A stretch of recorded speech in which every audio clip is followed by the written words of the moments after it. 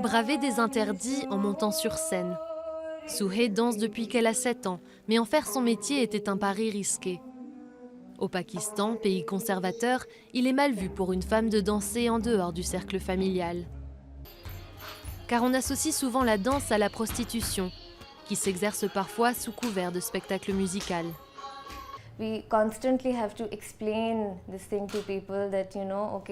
On doit sans arrêt expliquer aux gens que la danse est un art, qu'il ne s'agit pas seulement de ce qui se pratique dans les quartiers chauds, qu'il ne s'agit pas juste de divertir des hommes. Il ne s'agit pas de sexualité, ni de mettre son corps en avant. La danse fait partie de l'héritage commun du Pakistan avec son voisin et rival, l'Inde, mais depuis la partition, les choses ont évolué très différemment ici.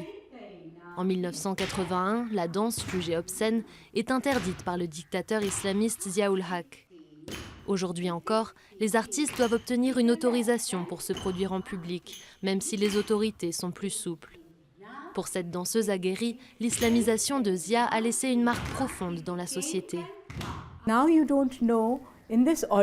Aujourd'hui, vous ne savez pas qui, dans le public, sera celui ou celle qui se trouve assis là, à penser que tout ça est contraire à l'islam, que c'est un péché, et qui pense trouver sa place au paradis en tuant, en détruisant cet art, en tuant cette femme ou en se faisant exploser.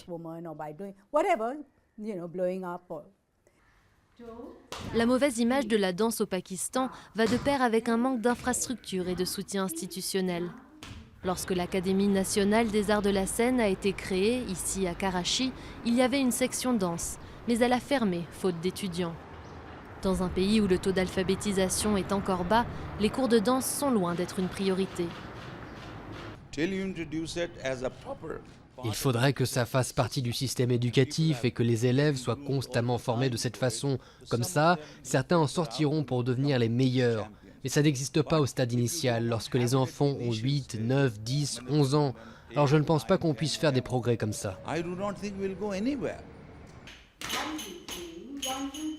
Malgré les obstacles, la danse a survécu au Pakistan, grâce à ces danseuses qui ont dédié leur vie à transmettre ce savoir et prennent encore le risque de monter sur scène.